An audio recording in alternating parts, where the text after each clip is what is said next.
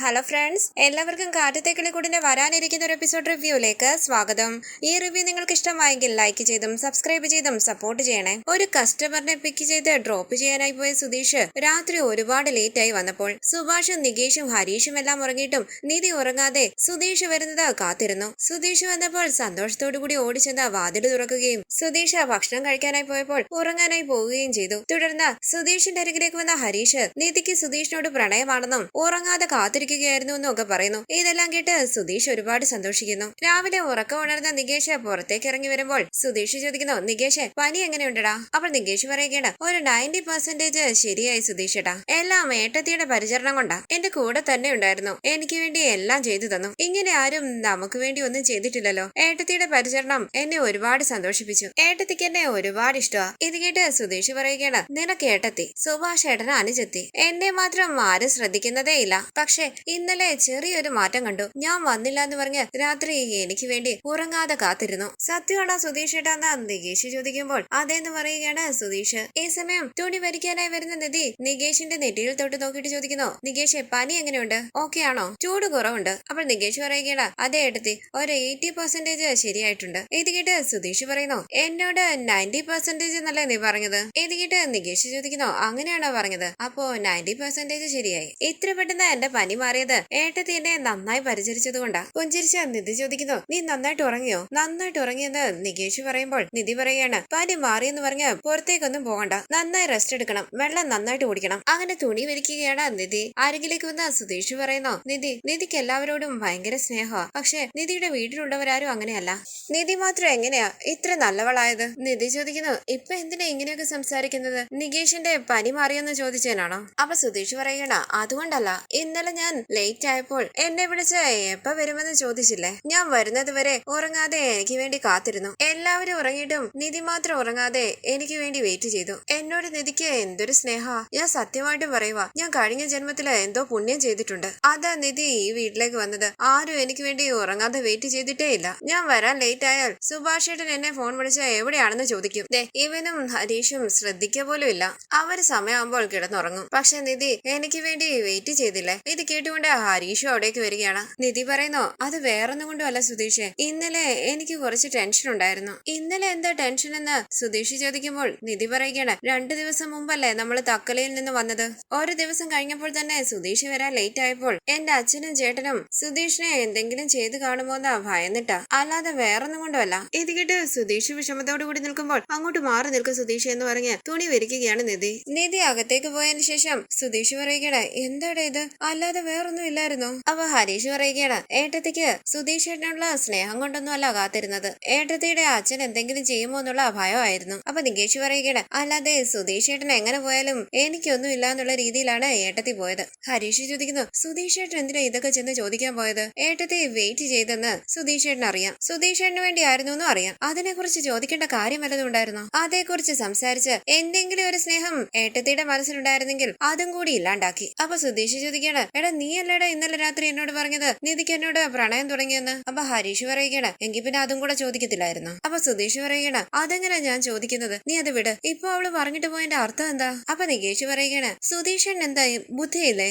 സുധീഷേട്ടനോട് പ്രത്യേകിച്ച് ഒരു സ്നേഹവും അടുപ്പമൊന്നും ഇല്ലാന്ന് പറഞ്ഞിട്ടാണ് ഏട്ടത്തി അകത്തേക്ക് പോയത്. ഇത് കേട്ട് ദേഷ്യത്തോടു കൂടി പോടാന്ന് പറഞ്ഞ് അവിടെ ഇരിക്കുന്ന ആ മഗ്ഗെടുത്ത് അവരെ എറിയാനായി തുടങ്ങുകയാണ് സുധീഷ്. ഹരീഷും നികേഷും അകത്തേക്ക് ഓടിപ്പോകുന്നു. തുടർന്ന് കാറിൽ സുധീഷ് നിധിയെ ഇന്റർവ്യൂവിന് കൊണ്ടുപോവുകയാണ്. സുധീഷ് ഒന്നും മിണ്ടാതെ ഡ്രൈവ് ചെയ്യുമ്പോൾ സുധീഷിനെ ഒന്ന് ശ്രദ്ധിച്ചിട്ട് നിധി മനസ്സിൽ പറയുകയാണ്, എന്താ ഒന്നും മിണ്ടാതെ പോകുന്നത്? എപ്പോഴും ഒരുപാട് സംസാരിക്കുന്ന ആളാണല്ലോ, ഇപ്പൊ സൈലന്റ് ആയിട്ട് വരുന്നു. അങ്ങനെ നിധി ചോദിക്കാണ്, എന്തുപറ്റി സുധീഷ് ഒന്നും സംസാരിക്കാതെ വരുന്നത്? ഒന്നുമില്ലെന്ന് സുധീഷ് പറയുമ്പോൾ നിധി പറയുകയാണ്, സാധാരണ സുധീഷ് ഒരുപാട് സംസാരിക്കുന്നതാണല്ലോ, ഇന്ന് ഒന്നും സംസാരിച്ചില്ലല്ലോ, എന്തുപറ്റി? എന്നോട് ദേഷ്യമാണോ? അപ്പൊ സുധീഷ് ചോദിക്കണ, നിധിയോട് ദേഷ്യപ്പെടാൻ ഞാൻ ആരാ? അപ്പൊ നിധി പറയുകയാണ്, എന്തെങ്കിലും മനസ്സിലുണ്ടെങ്കിൽ പറ, നമുക്ക് സംസാരിച്ചു തീർക്കാം. അപ്പൊ സുധീഷ് ചോദിക്കുന്നു, സംസാരിച്ചു തീർക്കാൻ നമ്മൾ തമ്മിൽ എന്താ ഉള്ളത്? ഇത് കേട്ട് നിധി പറയുകയാണ്, എന്നെ ഇറിറ്റേറ്റ് ചെയ്യാതെ. അപ്പൊ സുധീഷ് പറയുന്നു, നിധിയെ ഇറിറ്റേറ്റ് ചെയ്യാതിരിക്കാൻ വേണ്ടിയാ ഞാൻ ഒന്നും മിണ്ടാതെ ഡ്രൈവ് ചെയ്യുന്നത്. ഇത് കേട്ട് ദേഷ്യത്തോടു കൂടി നിധി പറയുന്നു, സംസാരിക്കാൻ വൈകി പോ. ഇത് കേട്ട് ഒന്നും മിണ്ടാതെ സുധീഷ് ഡ്രൈവ് ചെയ്യുമ്പോൾ നിധി ഇടയ്ക്കിടയ്ക്ക് സുധീഷിനെ നോക്കുന്നുണ്ട്. തുടർന്ന് നിധി പറയുന്നു, പ്ലീസ് സുധീഷ്, എന്തെങ്കിലും പ്രശ്നം ഉണ്ടെങ്കിൽ പറ. നമ്മൾ രണ്ടുപേരും ഒരുമിച്ച് പോകുമ്പോൾ സുധീഷ് മിണ്ടാതെ ഇരിക്കുമ്പോൾ എനിക്ക് എന്തോ ഒരു വല്ലായ്മ. അപ്പൊ സുധീഷ് പറയുകയാണ്, നിധിക്ക് എന്നോട് ഒരു സ്നേഹമില്ലല്ലോ, പിന്നെ ഞാൻ എന്തിനാ നിധിയോട് സംസാരിക്കുന്നത്? എന്താ സുധീഷ് ഇങ്ങനെയൊക്കെ പറയുന്നതെന്നാ നിധി ചോദിക്കുമ്പോൾ സുധീഷ് സുധീഷ് പറയുകയാണ്, അതെ നിധി, എനിക്ക് എന്തെങ്കിലും സംഭവിച്ചാൽ നിധിക്കൊരു കുഴപ്പമില്ല. പക്ഷെ ആ കുറ്റം നിധിയുടെ അച്ഛന്റെയും ചേട്ടന്റെയും മേൽ വരരുത്. അതല്ലേ നിധിയുടെ ടെൻഷൻ. ഇന്നലെ രാത്രി നിധി ഉറങ്ങാതെ എനിക്ക് വേണ്ടി കാത്തിരുന്നു. ഞാൻ വിചാരിച്ചു രാത്രി മുഴുവൻ വണ്ടി ഓടിച്ച് തളർന്നു വരുന്ന എന്നെ കാത്തിരുന്നതാണെന്ന്. പക്ഷെ നിധിയുടെ അച്ഛനും ചേട്ടനും എന്നെ തട്ടിക്കൊണ്ടുപോയോ എന്ന് ഭയന്നാണ് നിധി ഉറങ്ങാതിരുന്നത്. അവരുടെ മേൽ പഴിയൊന്നും വരരുതല്ലോ. അതുപോലെ ഞാൻ മനസ്സിലാക്കിയില്ല. ഞാൻ എങ്ങനെ പോയാലും നിധിക്കൊന്നുമില്ലല്ലോ. ഇത് കേട്ട് നിധി വിഷമത്തോടു കൂടി ഇരിക്കുമ്പോൾ പുഞ്ചിരിച്ച് സുധീഷ് മനസ്സിൽ പറയുകയാണ്, ഫീൽ ആകുന്നുണ്ട്. ഇപ്പൊ സോറി വരും. വരട്ടെ വരട്ടെ. എന്തു പറ്റി? ഒന്നും മിണ്ടുന്നില്ലല്ലോ. എന്താ റിയാക്ഷൻ എന്ന് മനസ്സിലാവുന്നില്ലല്ലോ. സംസാരിച്ചത് ഓവറായി പോയോ? സംസാരിക്കാതെ മെയിൻറ്റെയിൻ ചെയ്തു പോയാൽ മതിയായിരുന്നു. അപ്പൊ നിധി പറയുകയാണ്, അച്ഛന്റെയും ചേട്ടന്റെയും മേൽ പഴി വരാതിരിക്കാൻ വേണ്ടി ഒന്നുമല്ല ഞാൻ അങ്ങനെ പറഞ്ഞത്. അവര് സുധീഷിനെ എന്തെങ്കിലും ചെയ്യുമോ എന്നുള്ള ഭയമായിരുന്നു എനിക്ക്. 2 ദിവസം മുമ്പ് നമ്മുടെ ജീവിതത്തിൽ നടന്നതൊക്കെ ഓർക്കുമ്പോൾ എനിക്ക് ഭയമാ. അങ്ങനെയൊക്കെ ഉണ്ടാകുമെന്ന് ഞാൻ ഒരിക്കലും വിചാരിച്ചില്ല. എന്റെ വീട്ടിലുള്ളവര് ഇങ്ങനെയൊക്കെ ചിന്തിക്കുമെന്ന് ഞാൻ സ്വപ്നത്തിൽ പോലും വിചാരിച്ചില്ല. അതുകൊണ്ടാണ് എനിക്ക് ഭയം തോന്നിയത്. സുധീഷ് അത്രയും ലേറ്റ് ആയിട്ടും വീട്ടിലേക്ക് വന്നില്ല. അവരെന്തെങ്കിലും സുധീഷിനെ ചെയ്യുമോ എന്നുള്ള ഭയം കൊണ്ടാ ഞാൻ ഉറങ്ങാതെ ഇരുന്നത്. ഇത് കേട്ട് സുധീഷ് ചോദിക്കുകയാണ്, അങ്ങനെയാണെങ്കിൽ എനിക്ക് എന്തെങ്കിലും സംഭവിക്കോ? എന്നെ അവരെന്തെങ്കിലും ചെയ്യുമോ എന്നുള്ള ഭയം കൊണ്ടാണ് നിധി ഉറങ്ങാതിരുന്നത്. അപ്പോൾ നിധി പറയുകയാണ്, അതെ, എനിക്ക് വേണ്ടി സുധീഷ് ഒരുപാട് കഷ്ടപ്പെട്ടു, ഒരുപാട് സാക്രിഫൈസ് ചെയ്തു. ഇനിയും ഞാൻ കാരണം സുധീഷിനൊരു പ്രശ്നം ഉണ്ടാകാൻ പാടില്ല. അതുകൊണ്ടാണ് ഞാൻ ഭയന്നത്. പുഞ്ചിരിച്ച് സുധീഷ് പറയുന്നു, ഫീൽ ആകാതെ, അത് വിട്ടേര്. അപ്പൊ നിധി പറയുകയാണ്, എനിക്ക് ഇപ്പൊ പോലും എന്റെ വീടിനെ കുറിച്ച് ആലോചിക്കുമ്പോൾ ഭയമാ. സുധീഷ് എവിടെ പോയാലും ഒന്ന് ശ്രദ്ധിക്കണം. സന്തോഷത്തോടു കൂടി സുധീഷ് പറയുന്നു, ഞാൻ ശ്രദ്ധിച്ചോളാം നിധി. അന്ന് നിധിയുടെ അച്ഛൻ എന്നെ അങ്ങനെ ഒരു ട്രാപ്പിൽ പെടുത്തുമെന്ന് ഞാൻ വിചാരിച്ചതേ ഇല്ല. അപ്പൊ നിധി ചോദിക്കാണ്, തക്കടയിലേക്ക് പോകുന്നതിന് മുമ്പ് തന്നെ സുധീഷിന് മനസ്സിലായതല്ലേ എന്റെ അച്ഛന്റെ ലക്ഷ്യം എന്താണെന്ന്? അപ്പൊ സുധീഷ് പറയുകയാണ്, മനസ്സിലായി. നിധിയുടെ അച്ഛൻ വെല്ലു വിളിച്ചിട്ടല്ലേ നമ്മളെ കൂട്ടിക്കൊണ്ടുപോയത്. നിധി ചോദിക്കുന്നു, എന്നിട്ട് സുധീഷ് എന്താ ധൈര്യമായിട്ട് കൂടെ വന്നത്? ഇത് കേട്ട് സുധീഷ് പറയുകയാണ്, നിധിക്ക് പഴയതുപോലെ അച്ഛന്റെയും അമ്മയുടെയും ചേട്ടന്റെയും ഏട്ടത്തിയുടെയും കൂടെ എല്ലാം കഴിയാൻ കിട്ടിയ ഒരു അവസരമല്ലേ, അത് നിധിയെ മിസ്സാക്കണ്ടെന്ന് വിചാരിച്ചു. അപ്പൊ നിധി പറയുകയാണ്, അച്ഛൻ സുധീഷിനെ വെല്ലുവിളിച്ചതെല്ലാം എന്നോട് പറഞ്ഞിരുന്നെങ്കിൽ നമ്മൾ അവിടേക്ക് പോകേണ്ടി വരില്ലായിരുന്നു. ഇത് കേട്ട് സുധീഷ് പറയുകയാണ്, ഇപ്പൊ നിധി ഇങ്ങനെയൊക്കെ പറയും, പക്ഷെ ഇക്കാര്യം ഞാൻ അന്ന് പറഞ്ഞിരുന്നെങ്കിൽ നിധി അത് വിശ്വസിക്കുമായിരുന്നു. സുധീഷ് പറയുന്നത് കള്ളമാണ്. എന്റെ അച്ഛനെ പറ്റി അനാവശ്യം പറയരുതെന്ന് പറഞ്ഞ് നിധി എന്നോട് ദേഷ്യപ്പെട്ടേനെ. പുഞ്ചിരിച്ച് അത് ശരിയാണെന്ന് നിധി പറയുമ്പോൾ സുധീഷ് പറയുകയാണ്, അത്രേ ഉള്ളൂ എന്നോടുള്ള വിശ്വാസം. അത് മനസ്സിലാക്കിയത് കൊണ്ടാ വരുന്നിടത്ത് വെച്ച് കാണാമെന്ന് കരുതി മിണ്ടാതെ ഇരുന്നത്. ഇത് കേട്ട് നിധി പറയുന്നു, ഓക്കെ ഓക്കെ സുധീഷ് അത് വിട്. അതെങ്ങനെ വിടാൻ പറ്റുമെന്ന് ചോദിച്ച് സുധീഷ് നിർത്താതെ നിധിയോട് സംസാരിക്കുകയാണ്. സുധീഷിന്റെ സംസാരം കേട്ട ദേഷ്യത്തോടു കൂടി നിധി പറയുന്നു, ഓ പ്ലീസ് കുറച്ചു നേരം ഒന്ന് മിണ്ടാതിരിക്കുവോ? ഇത് കേട്ട് സുധീഷ് ചോദിക്കണേ, എന്തു പറ്റി നിധി? നിധി ചോദിക്കണേ, ഇങ്ങനെ നോൺ സ്റ്റോപ്പ് ആയിട്ട് എങ്ങനെ സുധീഷിന് സംസാരിക്കാൻ പറ്റുന്നു? അപ്പൊ സുധീഷ് പറയുകയാണ്, നിധി അല്ലേ കുറച്ചു നേരം മുമ്പേ എന്താ മിണ്ടാതിരിക്കുന്നതെന്ന് ചോദിച്ചത്? സംസാരിക്കാതിരിക്കുമ്പോൾ ഒരു വല്ലാത്ത ഫീലാണെന്ന് പറഞ്ഞില്ലേ? ഇത് കേട്ട് നിധി പറയുകയാണ്, അയ്യോ ഇതിലും ഭേദം സംസാരിക്കാതിരിക്കുന്നതായിരുന്നു. വളവളാന്ന് സംസാരിച്ചുകൊണ്ടിരിക്കുകയാണല്ലോ, കുറച്ചു നേരമെങ്കിലും ഒന്ന് മിണ്ടാതിരുന്നൂടെ?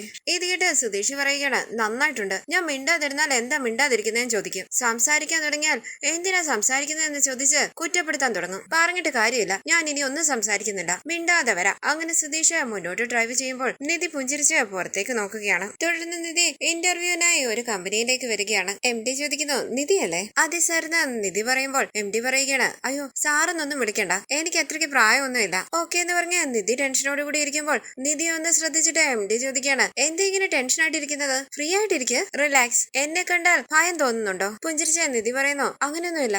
MD നിധിയുടെ കയ്യിൽ നിന്നും സർട്ടിഫിക്കറ്റ്സ് ഒക്കെ വാങ്ങിച്ചു നോക്കുകയാണ്. ഗോൾഡ് മെഡൽ ഒക്കെ വാങ്ങിയതാണോ? അതേന്ന് നിധി പറയുമ്പോൾ MD പറയുകയാണ്, ദാറ്റ്സ് നൈസ്. ഇത് നിധിയുടെ ഫസ്റ്റ് ജോബ് അല്ലേ? ഈ കമ്പനി ഞാനും എന്റെ ഫ്രണ്ടും കൂടി സ്റ്റാർട്ട് ചെയ്തതാ. യൂഷ്വൽ ആയിട്ടുള്ള ഓഫീസ് റൂൾസ് ഒന്നും ഇവിടെ ഇല്ല. ഇത് നിധിയുടെ ഫസ്റ്റ് ജോബ് ആയതുകൊണ്ട് ഒരുപാട് പഠിക്കാനും ഒരുപാട് ലക്ഷ്യങ്ങളൊക്കെ കാണും. സ്വപ്നങ്ങളൊക്കെ നേടിയെടുക്കാൻ പറ്റിയ സ്ഥലമാണിത്. ഈ കമ്പനിയിൽ നിധി എൻജോയ് ചെയ്ത് വർക്ക് ചെയ്യുമെന്ന് ഞാൻ വിചാരിക്കുന്നു. വെൽക്കം ടു ദ കമ്പനി എന്ന് പറഞ്ഞ് MD നിധിക്ക് കൈ കൊടുക്കുമ്പോൾ വിശ്വസിക്കാനാകാതെ നിധി ചോദിക്കുന്നു, അത്രേ ഉള്ളോ? എനിക്ക് ജോലി കിട്ടിയോ? ചിരിച്ചുകൊണ്ട് MD പറയുകയാണ്, ഇത്രേ ഉള്ളൂ. നിധി എന്താ വിചാരിച്ചത്? അപ്പൊ നിധി പറയുകയാണ്, ക്വസ്റ്റ്യൻസ് ഒന്നും ചോദിച്ചില്ലല്ലോ. ചിരിച്ചുകൊണ്ട് MD പറയുകയാണ്, നിധി ഒരു ഫ്രഷർ അല്ലേ, നിധിയോട് ഞാൻ എന്ത് ക്വസ്റ്റ്യൻ ചോദിക്കാനാ? നിധിയെ പോലെയുള്ള ആൾക്കാരെയാണ് ഞങ്ങൾക്ക് വേണ്ടത്. നിധി കഴിവുള്ള ഒരാളാണെന്ന് കണ്ടാൽ തന്നെ അറിയാലോ. You are selected. ഇത് കേട്ട് നിധി സന്തോഷത്തോടു കൂടി ഇരിക്കുമ്പോൾ MD പറയുന്നു, ഇവിടെ ബേസിക് സാലറി കുറച്ച് കുറവാണ്. അതുകൂടാതെ നിധി ഫ്രഷറും അല്ലേ, 20,000 സ്റ്റാർട്ട് ചെയ്യാം. നന്നായി പെർഫോം ചെയ്താൽ കമ്പനിക്കൊപ്പം നിധിയും വളരും. ജോയിനിങ് ഡേറ്റും മറ്റു ഡീറ്റെയിൽസും ഒക്കെ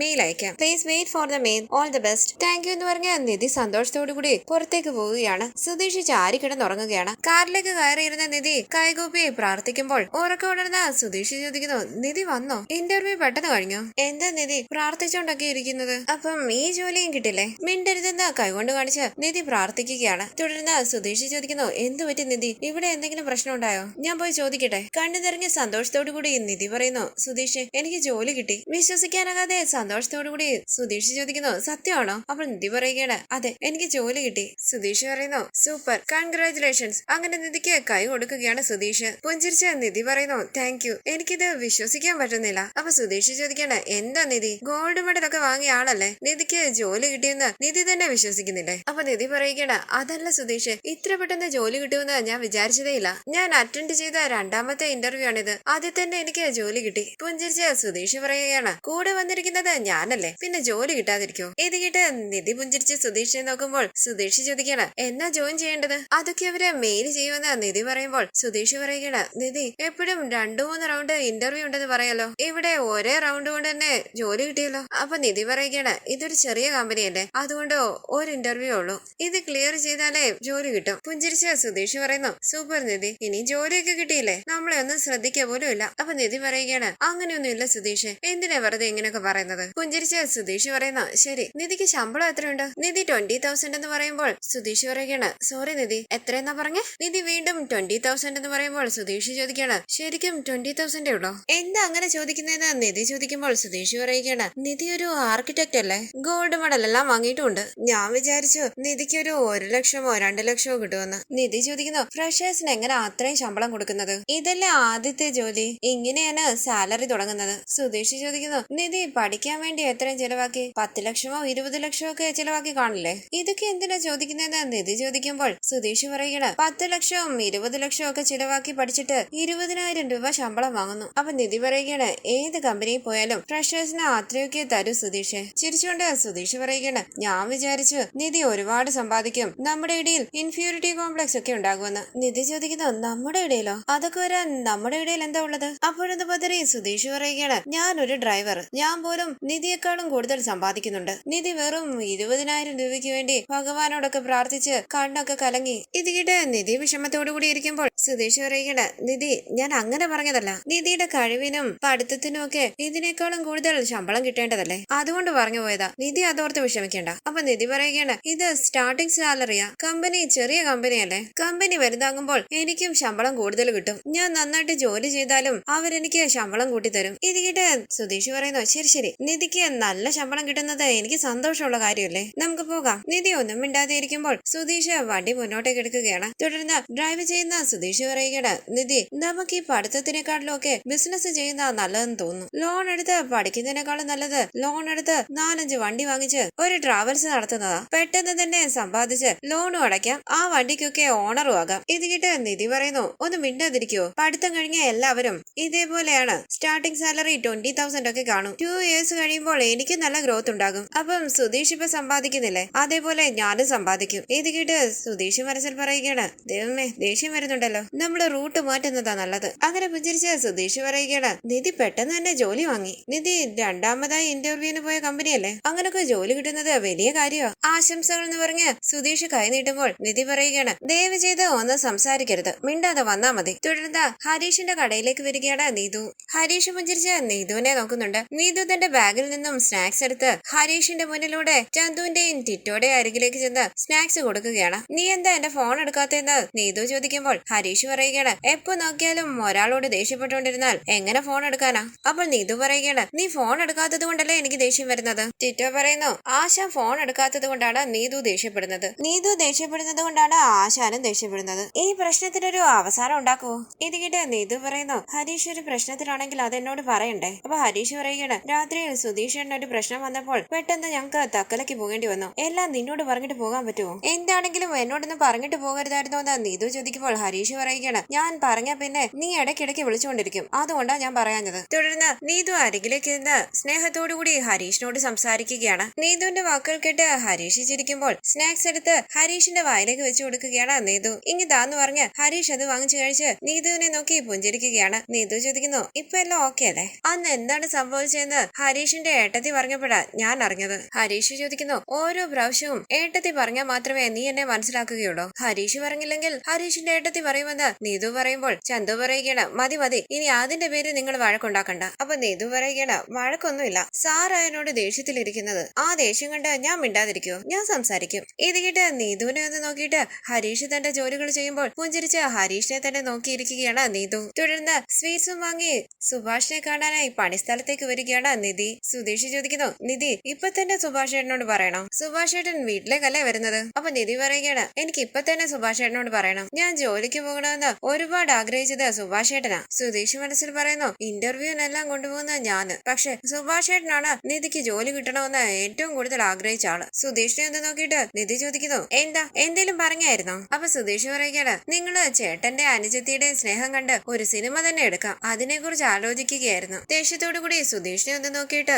നിധി മുകളിലേക്ക് പോകുമ്പോൾ സുധീഷ് പറയുകയാണ് ദേഷ്യപ്പെട്ടു പോകാതെ നോക്കിപ്പോ. തുടർന്ന് സുഭാഷ് ഏട്ടാന്ന് വിളിച്ച് സന്തോഷത്തോടു കൂടി നിധി അരികിലേക്ക് വരുമ്പോൾ പിന്നാലെ വരികയാണ് സുധീഷ്. സുഭാഷ് ചോദിക്കുന്നു, നിധി മോളെ എന്താ ഇവിടെ? അപ്പോൾ നിധി പറയുകയാണ് ഇന്ന് ഞാൻ ഒരു കമ്പനിയിലേക്ക് ഇന്റർവ്യൂവിന് പോയിരുന്നില്ലേ, ആ കമ്പനിയിൽ എനിക്ക് ജോലി കിട്ടി. ഇത് കിട്ടി സന്തോഷത്തോടു കൂടി സുഭാഷ് പറയുന്നു, നന്നായി മോളെ, എനിക്ക് അറിയാമായിരുന്നു മോക്ക് ജോലി കിട്ടുമെന്ന്. നല്ല ബുദ്ധിയുള്ള പെൺകുട്ടിയല്ലേ നിധി, നിധിക്ക് എങ്ങനെ ജോലി കിട്ടാതിരിക്കും? ഒരുപാട് സന്തോഷമായി മോളെ. അപ്പോൾ നിധി പറയുകയാണ് എനിക്കും ഒരുപാട് സന്തോഷമായി സുഭാഷ് ഏട്ടാ, ഞാൻ സുഭാഷ് ഏട്ടന് സ്വീറ്റ്സുമായി വന്നതാ. അങ്ങനെ നിധി സ്വീറ്റ്സ് നീട്ടുമ്പോൾ അതെടുക്കുന്ന സുഭാഷ് പറയുന്നു, അവിനാശ് വന്ന് സ്വീറ്റ്സ് എടുക്ക്. അരികിലേക്ക് വന്ന അവിനാശ് ചോദിക്കുന്നു, എന്തിനാ ഭയ ഈ സ്വീറ്റ്സ്? അപ്പോൾ സുഭാഷ് പറയുകയാണ് നീ സ്വീറ്റ്സ് എടുക്ക്, നിധിക്ക് ജോലി കിട്ടി, ആശംസകൾ എന്ന് പറഞ്ഞ് അവിനാശ് നിധിക്ക് കൈ കൊടുക്കുമ്പോൾ സുധീഷ് പറയുകയാണ് ആശംസകളെന്നോ? നന്നായി മലയാളം സംസാരിക്കുന്നുണ്ടല്ലോ. ഞാൻ എല്ലാവർക്കും സ്വീറ്റ്സ് കൊടുത്തിട്ട് വരാന്ന് പറഞ്ഞ് നിധി അവിടെയുള്ള ജോലിക്കാർക്കെല്ലാം സ്വീറ്റ്സ് കൊടുക്കുകയാണ്. സുഭാഷ് സന്തോഷത്തോടു കൂടി സ്വീറ്റ്സ് എടുത്ത് സുധീഷിന്റെ വായിലേക്ക് വെച്ചു കൊടുക്കുന്നു. തുടർന്ന് സുഭാഷിന്റെ അരികിലേക്ക് വന്ന നിധി പണിതുകൊണ്ടിരിക്കുന്ന ബിൽഡിങ്ങിനെ കുറിച്ച് ചോദിക്കുകയും തന്റെ അഭിപ്രായങ്ങൾ പറയുകയുമാണ്. ഈ സമയം ഭയ്യ എന്ന് വിളിച്ച് ചാന്ദിനി അവിടേക്ക് വരികയാണ്.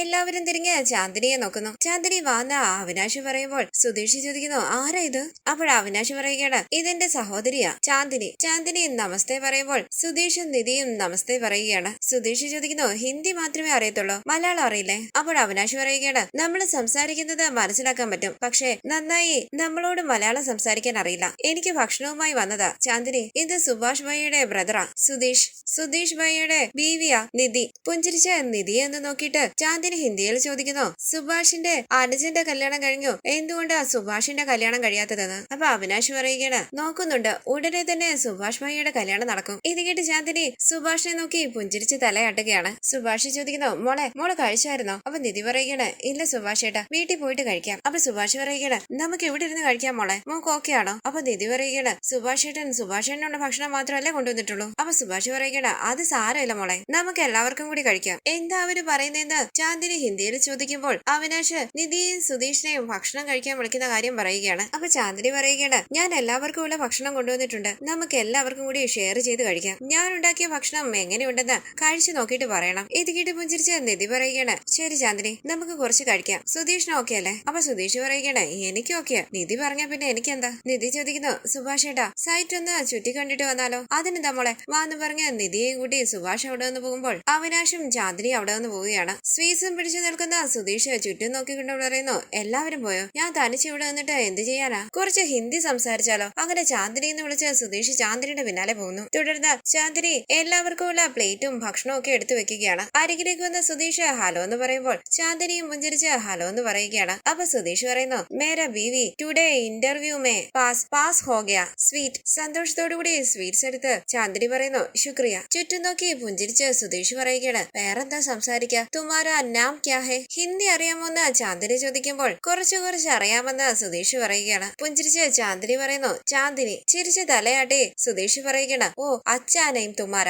ഇത് കേട്ട് ചാന്ദിനി ചിരിക്കുമ്പോൾ സുധീഷ് ചോദിക്കുന്നു ടുഡേ ക്യാ ഭക്ഷണം? അപ്പൊ ചാന്ദിനി പറയുകയാണ് ചപ്പാത്തി, റൈസ്, സബ്സി, ഡാൽ. ഇത് കേട്ട് സുധീഷ് പറയുകയാണ് അച്ഛ ബഹുത്ത് അച്ഛ. ഭക്ഷണം എടുക്കട്ടെ എന്ന് ചാന്ദിനി ചോദിക്കുമ്പോൾ സുധീഷ് പറയുകയാണ് വേണ്ട, മേര ബീവി, my big brother, your brother, എല്ലാവരും വന്നിട്ട് ഖാന ഭക്ഷണം കഴിക്കാം. ഇത് കേട്ട് ചിരിച്ചുകൊണ്ട് ചാന്ദിനി സ്വീറ്റ്സ് കഴിക്കുമ്പോൾ ഹിന്ദിയിലും മലയാളത്തിലും ചാന്ദിനിയോട് സംസാരിച്ചുകൊണ്ടേ ഇരിക്കുകയാണ് സുധീഷ്. ചാന്ദിനിയും സന്തോഷത്തോടു കൂടി സുധീഷിനോട് സംസാരിക്കുന്നു. ഈ സീരിയലിന്റെ കൂടുതൽ വീഡിയോസിനായി ചാനൽ സബ്സ്ക്രൈബ് ചെയ്ത് സപ്പോർട്ട് ചെയ്യണേ. താങ്ക്